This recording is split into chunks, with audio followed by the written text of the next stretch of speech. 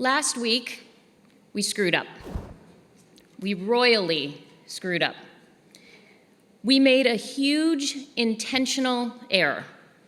Sure, we were a little impatient and scared, and as a result, not in our best decision-making head. But the decision we made was so problematic that God threatened to destroy our entire community and begin again with only the descendants of Moses. That kind of bad decision. Last week, we got impatient when it took Moses a bit longer than expected to come down from Mount Sinai with the Torah, and we begged Aaron to make us a god, one that we could pray to and see. So God built the golden calf. Aaron built the golden calf. Let's remind ourselves of what led up to this fateful bad decision and lapse of judgment. Moses had gone up Mount Sinai to receive the Torah. He was taking a little bit longer, and as newly freed men and women, we didn't yet have the ability to keep faith in things we couldn't see or touch. So we pressured Aaron to take our gold and make for us a god that we could see and touch. So Aaron took our gold and created the golden calf.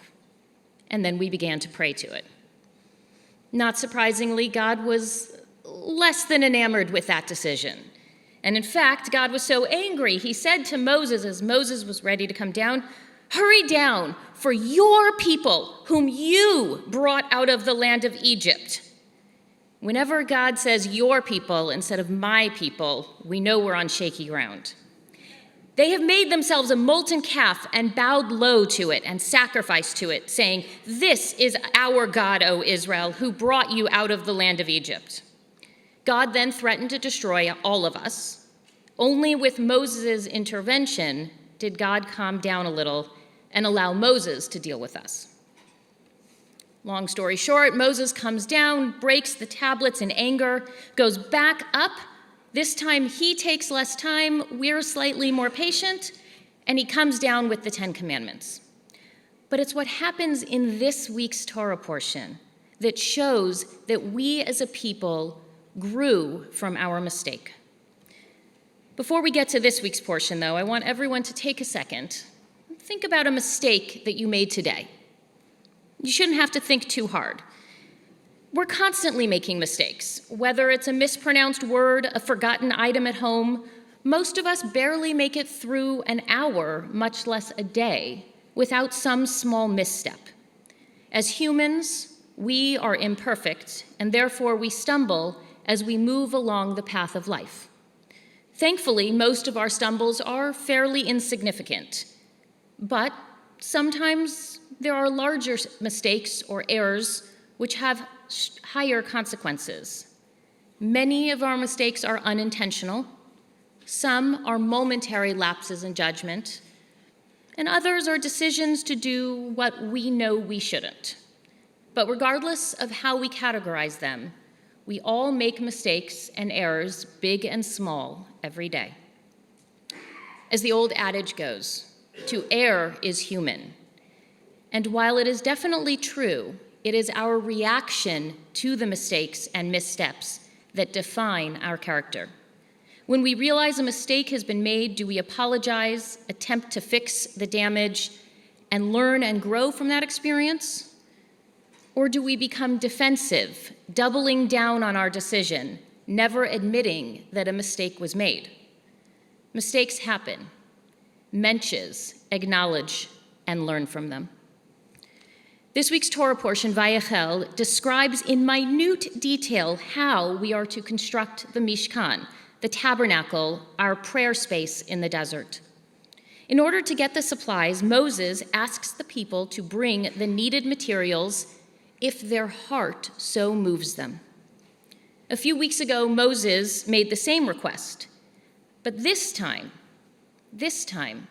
the people respond immediately and with abundance. So much so that in the next chapter, Moses has to tell us to stop bringing gifts.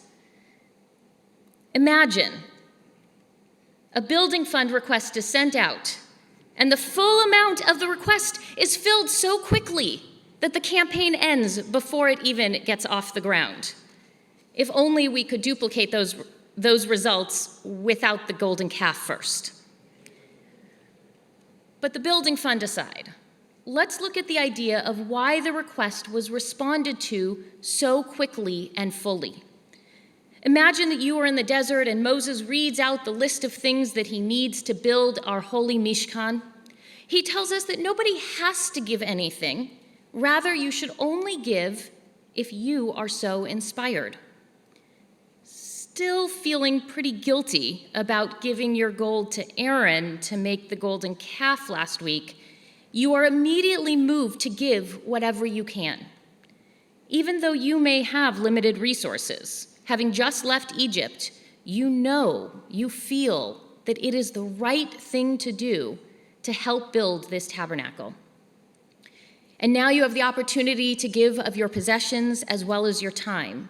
Because in addition to all of the materials Moses asks for, Moses asks all of the artisans and the builders to give of their time to build this holy space.